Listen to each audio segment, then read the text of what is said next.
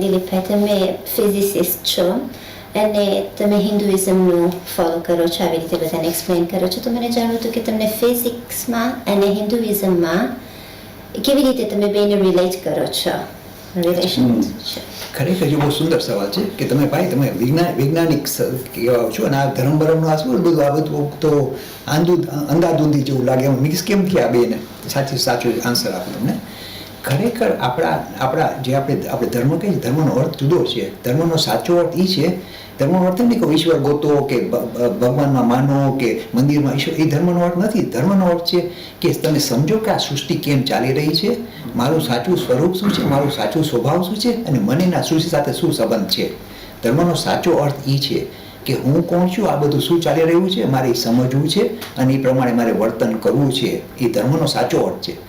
એટલે when you look કે ભાઈ વિજ્ઞાન શું કરે છે, વિજ્ઞાન એ જ કરે છે કે આ સૃષ્ટિની પાસે શું નિયમો છે મારે સમજવા છે અને મારી નિયમોને મારે વાપરી અને મારા ભલા માટે મારે નિયમોનો ઉપયોગ કરવો છે.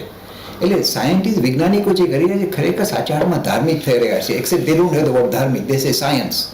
પણ ખરેખર ધર્મનો સાચો અર્થ છે making sense of the world. આપણે સૃષ્ટિ જોઈ રહ્યા છે એને સમજવી અને એના ઉપર આપણે કાબુ મેળવવો ને નિયંત્રણ કરવું કે જેથી આપણા ભલા માટે આપણે એનો ઉપયોગ કરી શકીએ. એટલે સાચા અર્થમાં જે હું કરી રહ્યો છું એ વિજ્ઞાન ધર્મનો જ એક અંગ કહેવાય. એટલે જરા પણ કોન્ટ્રાડિક્શન નથી. E-learning course in Hinduism.